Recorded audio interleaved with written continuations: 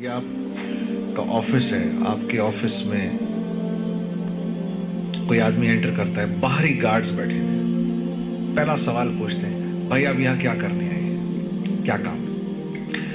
اب اگر یہ آنے والا آدمی یہ کہے کہ مجھے آئیڈیا نہیں میں کیوں آیا ہوں یہاں پر، تو یہ آدمی سیڑھیوں سے اوپر بھی نہیں آ سکتا کہ بھائی یہ یہاں کو مذاق ہو رہا ہے، تمہیں یہ نہیں پتا تم یہاں کیوں آئے ہو؟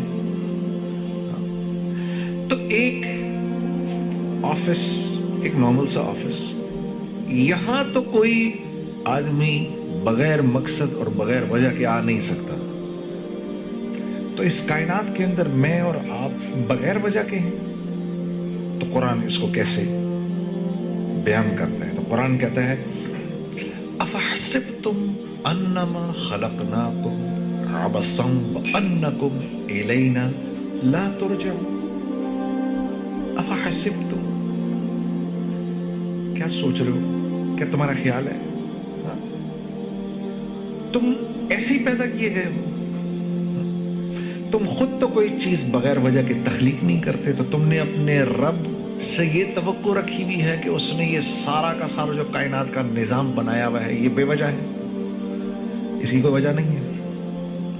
فتعال اللہ الملک الحق لا الہ الا هو رب العرش الکریم۔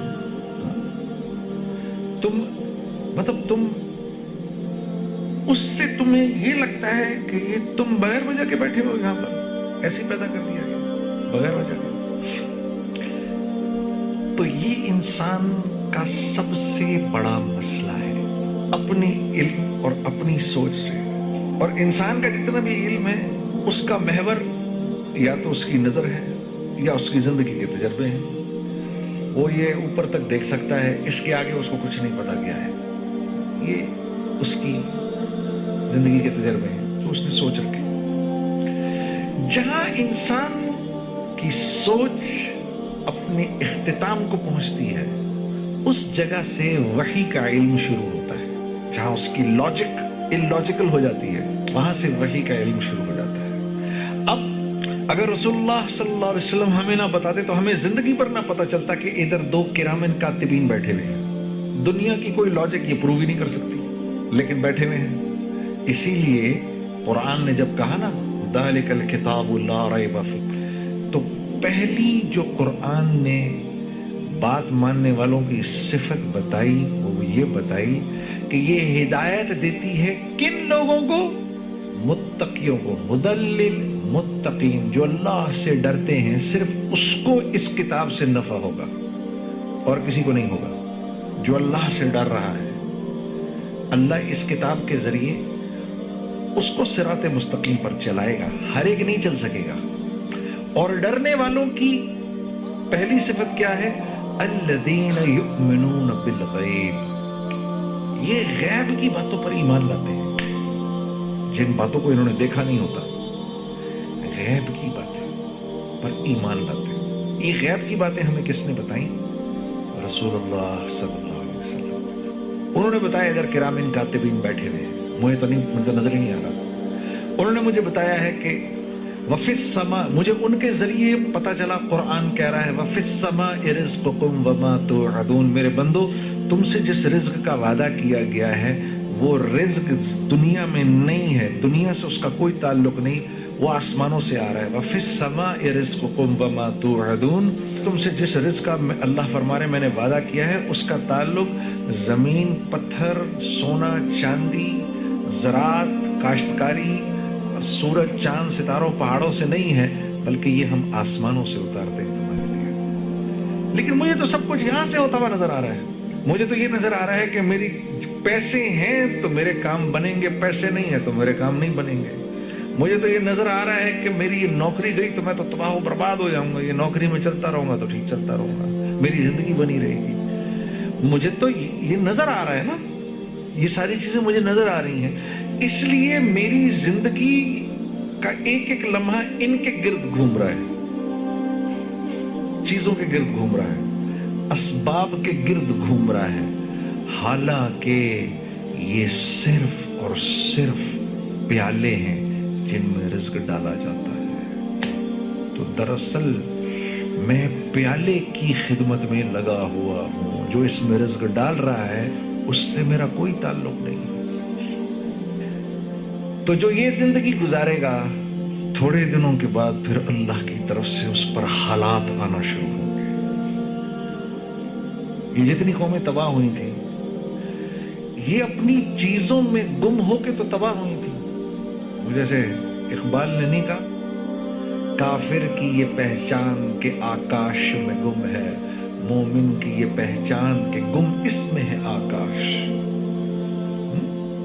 आकाश में गुम है, दुनिया में गुम है, यहीं से होगा सब कुछ, इसी पैसे से होगा। अब क्योंकि पैसे से होगा तो फिर मैंने इस बात की परवाह नहीं करनी कि ये पैसा कैसे आएगा मेरे पास, क्योंकि होगा तो पैसे से। हाँ, ये कैसे आ रहा है इसकी फिक्र तो मैं तब करूंगा जब मुझे इस बात का एहसास होगा कि भाई इस पैसे से मेरी जिंदगी नहीं बनेगी। ये पैसा तो कागज का टुकड़ा है, इससे तो सिर्फ होता हुआ नजर आ रहा है, करने वाली जात किसकी है? अल्लाह की। इसको कहते हैं ला इलाहा इल्लल्लाह। रेत का जर्रा रखता है, इनकी इतनी हैसियत भी नहीं है, करने वाली जात अल्लाह की है। तो फिर मैं क्यों अल्लाह के हुक्म को तोड़ूं? यही वजह थी कि जब जिब्राइल ने आके इब्राहिम अलैहिस्सलाम से कहा कि ये नमरूद तो आपको आग में फेंकने वाला है, तो आप कहें तो बचा लें आपको।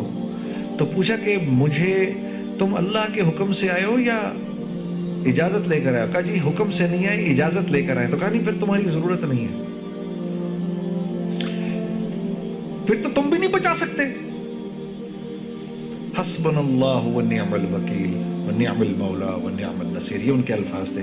ये कहा कि जब उसने इनको मंजनीक से फेंका तो चले गए हवा के अंदर। उन्होंने कहा लोगों के करने से। तो जो ऐसा अपने अंदर ईमान रखता है, जिसकी ये सोच होती है कि करेंगे तो अल्लाह करेंगे, फिर अल्लाह उसकी मदद ऐसे करते हैं जैसे इब्राहिम अलैहिस्सलाम की कि बराह रास्त हुक्म दिया आग को, या नार, ए आग, कूनी बरदम व सलामन अला इब्राहिम। वो आग कि जिसके ऊपर से परिंदा भी नहीं जा सकता था, वो आग इतनी ठंडी हो गई कि इब्राहिम अलैहिस्सलाम को सर्दी लगी एकदम से। तो फरमाया सलामती वाली, तो फिर थोड़ी गर्म हो गई। और शोलों ने यूं ऊपर ऐसे आसमान पे से उनको वहीं से पकड़ा, यूं घुमा घुमो के नीचे लेकर आए।